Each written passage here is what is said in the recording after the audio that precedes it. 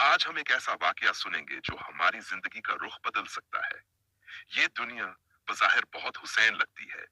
यहाँ दौलत है, शहरत है, ताकत है, मगर हकीकत में ये सब आरजी है। एक दिन एक बादशाह अपने महल की छत पर चढ़ा। नीचे देखा तो लोग दौड़ रहे थे। कोई माल जमा कर रहा था, कोई जमीन खरीद रहा था और कोई दुनियावी इज्जत के पीछे भाग रहा था। बादशाह ने अपने वजीर से पूछा, ये लोग दुनिया के पीछे क्यों भाग रहे हैं? क्या उन्हें नहीं पता कि एक दिन सब कुछ खत्म हो जाएगा? वजीर ने मुस्कुरा कर कहा, जहां आप खड़े हैं वहां से सब छोटे नजर आ रहे हैं। जब इंसान दुनिया से ऊपर उठकर देखता है तो समझता है कि सब फानी है, लेकिन जब वो दुनिया के अंदर डूबा होता है तो यही चीजें उसे बहुत बड़ी लगती हैं। सुभान अल्लाह, कितनी सच्ची बात है।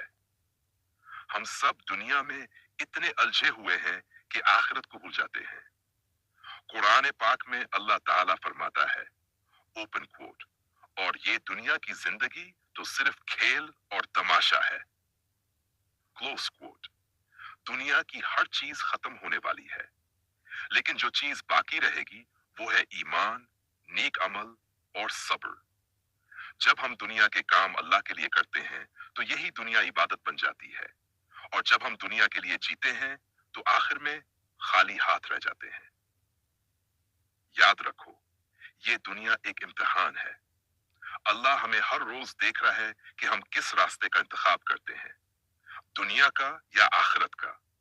तो आओ आज से हम अपनी नीयत बदल लें, अपनी जिंदगी अल्लाह के हुक्मों के मुताबिक गुजारें, क्योंकि जो अल्लाह के लिए जीता है वो कभी नहीं मरता। दुनिया आरजी है, मगर नेक अमल हमेशा बाकी रहते हैं।